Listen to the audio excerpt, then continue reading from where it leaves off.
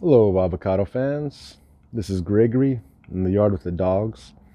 I wanted to show you how heavily producing a lamb avocado can be. Here's one fruit. Here's another. There's some more there. There's one down in there. This is a very heavy producing tree.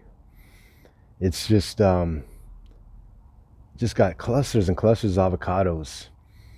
It's the skin turns black when it's ready in the summer. There's a big fruit, maybe 3 to 4 times bigger than the small hass you see. And they turn black, stay pear-shaped, and they make an excellent guacamole. This tree here is the fruit on the central leader. You can see here. It was against the fence. And then after a month of wind and nonstop rain we got here in Cal, the fruit got heavy and the limb bent over right here. And what I learned is if it wants to lay, let it lay. If it wants to grow sideways, let it grow. Because I made the mistake of trying to decide what the tree is going to do. And the tree said, no, I'm going to do it my way. So let the tree do what it wants to do, because I try to stake it. I try to put up it back against the fence. And guess what happened? It was not good. I lost fruit. The fruit started falling off. The tree wants to stay in this position, which I should have known, because these avocado trees are very intelligent.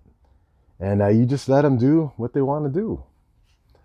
And you can see over here, you can see even more over here, that the tree's happy. It's thriving. And then what I'll do is, after I harvest the fruit this summer, I'll probably cut it right about here and let all that energy go into this, all these other branches here. And you can see there's growth coming out already, even in January. And then that's where the fruit will come from next year. So this is a lamb tree, and that's what the trees do. They grow upright, and then when you get the fruit, the branch goes sideways.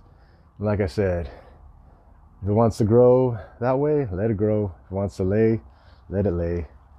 These are very intelligent trees. They're going to do what they want to do. And if you cut it, guess what? It'll still grow back. Here's my Pinkerton next to it.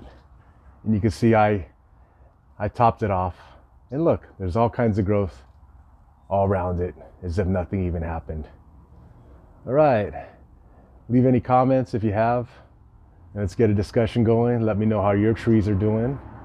And if you like these videos, please like and subscribe.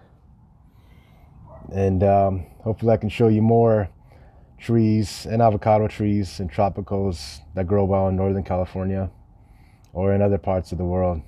All right, thanks for watching. Have a good day.